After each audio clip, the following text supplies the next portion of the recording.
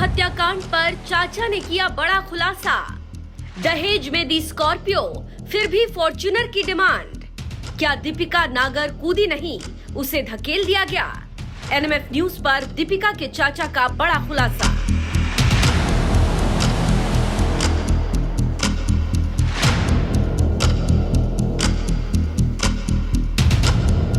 नमस्कार, मैं निशा पाल आप सभी का स्वागत करते हुए एनएमएफ न्यूज़ में। और एक बार फिर से मैं मौजूद हूँ कुड़ीखेड़ा गांव में, जो दीपिका नागर का मायके वाला घर है। और आप लोगों ने कल भी देखा था कि कैसे तनावपूर्ण स्थिति थी यहाँ पे और तमाम लोग शोक में डूबे हुए थे। तो जितने भी इनके परिवार के लोग हैं, हम ज़्यादा से ज़्यादा लोगों से बस यही जानने की कोशिश करेंगे कि क्या कुछ जो है दीपिका नागर के साथ में घटित हो रहा था, क्या इसके बारे में इनको पता था, और क्या लगता था कि इस तरीके की जो है कहा जाए हत्या सामने आ जाएगी, इस तरीके का मर्डर सामने आ जाएगा, और इस तरीके से जो कहा जाए ये केस इतना बड़ा हो जाएगा कि उनको अपनी बेटी की जान तक की गंवानी पड़ जाएगी, मात्र एक फॉर्च्यूनर और कुछ रुपए। और जो कहा जाए ये लालची लोगों के बीच में इस तरीके से बेटी है जो फंस के रह गई। तो आइए जानने की कोशिश करते हैं। आप ठीक मेरे सामने देख सकते हैं कि ये दीपिका नागर का घर है और इसी घर के सामने तमाम लोग बैठे हैं। इनके परिवार के लोग हैं ज़्यादातर, और इनके भाई, चाचा और तमाम लोगों से जानने की कोशिश करते हैं। पहले मुलाकात करके भी आए थे घर वाले, बताया जा रहा है। 11 साढ़े 11 बजे के करीब संजय भाई जिनकी बेटी थी वो उनसे मुलाकात करके आए थे, और तकरीबन 12:30 बजे के आसपास जब वो यहाँ पे आ गए थे, आने के आधे घंटे बाद तब वहाँ से उनकी कॉल आई कि जो है आपकी बेटी जो है गिर गई है। तो इन्होंने बोला कि भाई छत मतलब कैसे गिर गई है, पैर फिसल गया, सीढ़ियों से गिर गई या वॉशरूम में फिसल गई, कैसे गिरी है? तो उन्होंने बताया कि छत से गिर गई है लड़की, तीसरी मंजिल से गिर गई है आपकी लड़की, और हम हॉस्पिटल लेके जा रहे हैं। तो शारदा हॉस्पिटल जो है वहाँ पे लोग पहुँचे, और ये शायद 1 या 1:30 बजे के करीब ये पहुँचे थे। तो वहाँ पे जब भी पहुँचे तो उन्होंने मृत घोषित कर दिया था लड़की को। तो वहाँ पे लड़की का ससुर था उस टाइम पे। तो बस ये था वहाँ पे। फिर जैसे जैसे लोगों को पता चलता लगा, परिवार वाले लोगों को, तो वैसे वैसे लोग पहुँचते रहे वहाँ पे। कब से हो रहा था ये सब दीपिका नागर के साथ में?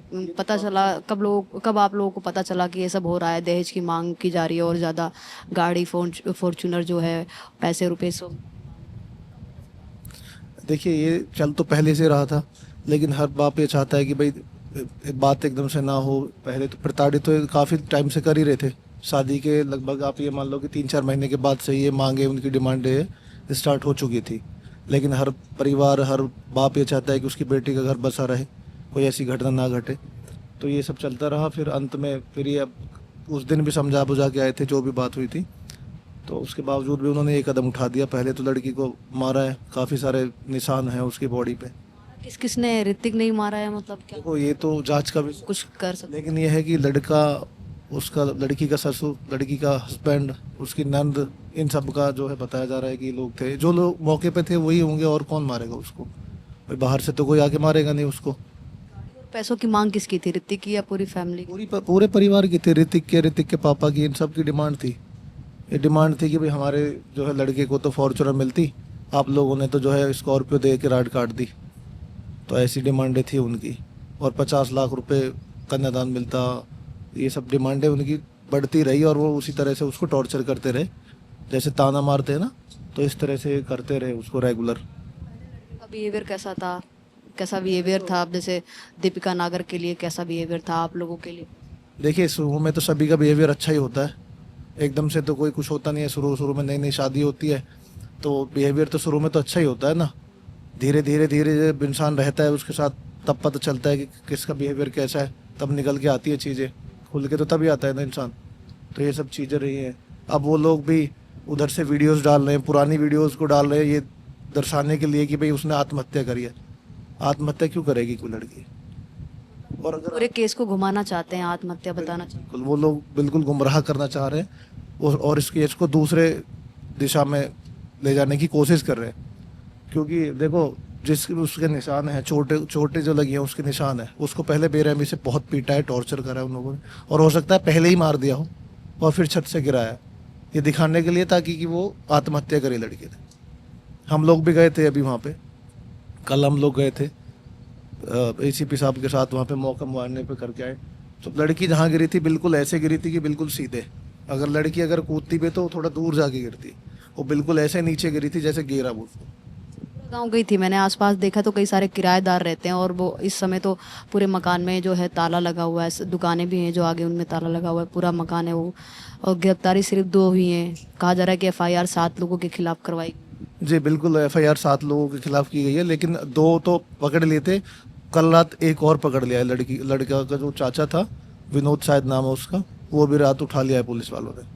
तो 3 लोगों की गिरफ्तारी हो गई है, 4 लोगों का अभी बाकी है पकड़ना। क्या चाहते हैं आप लोग, सरकार से क्या मांग रखते हैं आप लोग इस पूरे केस को? देखिए, सरकार से हमारी यही मांग है, योगी जी की सरकार है और हमें भरोसा है सरकार के ऊपर। और देखिए, जिस तरह से घटनाएं दिन पे दिन बढ़ती जा रही हैं, हमारी बेटियां है दीपिका नागर, हमारी भतीजी है, ये घटना है। एक ग्वालियर की घटना कल से आपने देखा होगा, कल से वो भी हुई है। एक भोपाल की, ग्रेट नोएडा की रहती थी वो लड़की, भोपाल की घटना ये भी आ रही है। तो ये दिन प्रतिदिन ये बढ़ती जा रही हैं। इन लोगों के लिए नया तो कानून हो या कुछ ऐसी सज़ा, ऐसा प्रावधान, कोई ऐसा नियम बनना चाहिए कि उनको फांसी की सज़ा हो। फांसी चाहते हैं आप? बिल्कुल फांसी चाहते हैं। और जो है, जो भी प्रॉपर्टी है, मैंने सुना है इसके जो लड़के का जो पापा है वो अवैध वसूली और ये सब करता है, प्रॉपर्टीज़ के विवाद हैं ऑलरेडी पहले से उनके ऊपर, तो इन सब पे बुलडोजर चलना चाहिए। इसके बारे में पहले से नहीं पता था, जैसे आपके परिवार को जब शादी हुई थी तो ये सब चीज़ें हैं? नहीं, उस टाइम पे नहीं पता था। अगर उस टाइम पे पता होता तो फिर रिश्ता ही नहीं करते ना। पहले से पता होता तो हम क्यों करते ये सब। और दीपिका कैसी थी? दीपिका बहुत अच्छी, बहुत सुंदर लड़की थी बेचारी, बहुत सीधी पढ़ी लिखी, बिल्कुल किसी भी चीज़ की कोई कमी नहीं थी लड़की के अंदर। बहुत अच्छी हंसती खेलती लड़की थी, फूल जैसी बच्ची थी हमारी, बहुत सुंदर, पढ़ने में भी होशियार थी और बहुत इज्जत सम्मान करने वाली लड़की थी वो। फोटो वीडियोस वायरल हो रही जिसमें काफ़ी खुश थी शादी को लेकर। जी बिल्कुल, शुरुआत में तो देखो नई नई शादी होती तो खुश ही होता है इंसान, हर कोई खुश होता है, इतने होश उल्लास से शादी होती है, हर किसी की कोई खुशी होता है। उसको क्या पता था कि उसकी शादी एक दिन ऐसे मूड पे आ जाएगी कि उसकी हत्या कर दी जाएगी, इतनी बेरहमी से हत्या कर दी जाएगी। दीपिका नागर लगभग 24-25 साल की थी, मतलब पढ़ाई वढ़ाई जो है सीटेट वगैरह की भी तैयारी?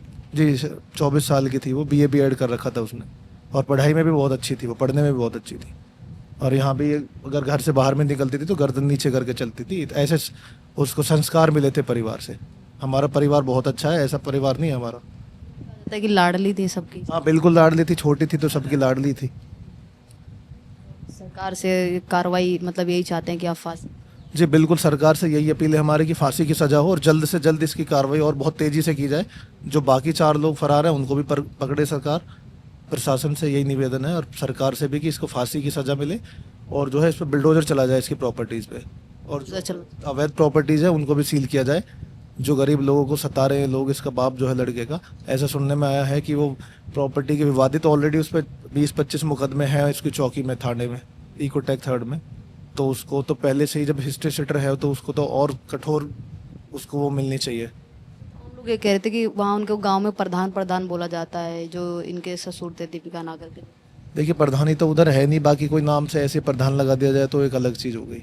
और ऐसा क्या प्रधान, देखो ना आप, इतना गलत घोर अपराध करा इन लोगों ने, तो क्या ही प्रधान और क्या ही, जब इंसान अच्छा होना चाहिए, प्रधान लगाने से क्या होता है, अच्छा थोड़ी बन जाएगा इंसान। बात हुई थी घर वालों से, जैसे मम्मी से बात हुई थी, हालांकि पिताजी तो मिलने गए थे शायद चाचा के साथ में, तो मम्मी से बात हुई थी, उन्होंने किसी शिकायत बताई थी दीपिका ने? नहीं, किसी मम्मी से हमारी बात हुई थी, ये कह रहे हो आप? घर में किसी महिला से बात हुई हो और कुछ शिकायत बताई हो कि ऐसा ऐसा हो? नहीं, वो यही बता रही थी दीपिका, जैसे कॉल करी थी दीपिका ने भी अपनी मम्मी को, तो वो यही बता रही थी कि मम्मी मुझे लोग बहुत टॉर्चर कर रहे हैं दहेज को लेके और बहुत प्रताड़ित कर रहे हैं लोग। फिर ये लोग तभी तो गए थे समझाने बुझाने के लिए कि बेटा कि चीज़ें, रिश्ता ख़राब ना हो। हर कोई इंसान ये चाहता है कि अब मेरा बेटी का घर ना बिगड़े, आज नहीं तो कल चीज़ें ठीक हो जाए, ऐसी उम्मीद पे सब कुछ तभी तो हो गए, वरना। तो देखिए, दीपिका नागर के 2 चाचा थे, रिलेटिव और परिवार के लोग थे, इनसे हमने बात की। इनका यही कहना है कि जो भी अपराधी हैं उनको कड़ी से कड़ी सज़ा मिले। अगर कोई फांसी का हकदार है और उसने ही जो पूरी साजिश रची है तो उसको फांसी मिलनी चाहिए। और ये लोग ये भी कह रहे हैं इनकाउंटर भी होना चाहिए। कल भी बात की थी तो इनके परिवार के लोग, ज़्यादातर लोग यही कह रहे थे कि इनकाउंटर होना चाहिए, और इनमें से भी कई सारे लोग यही कह रहे हैं। 2 चाचा हैं, दोनों से बात की तो दोनों ही यही कह रहे हैं कि इनकाउंटर होना चाहिए, क्योंकि इनकी बेटी है वो ऐसी थी कि सभी लोगों के साथ मिलजुल के रहना। इन लोगों ने पहले की भी जो चीज़ें हैं वो बताई, कि कैसा बिहेवियर था दीपिका नागर का, और फिलहाल आप लोग इस पूरे मुद्दे और पूरे मामले पे क्या सोच रखते हैं एक बार हमें ज़रूर बताएगा। फिलहाल के लिए धन्यवाद। जय हिंद।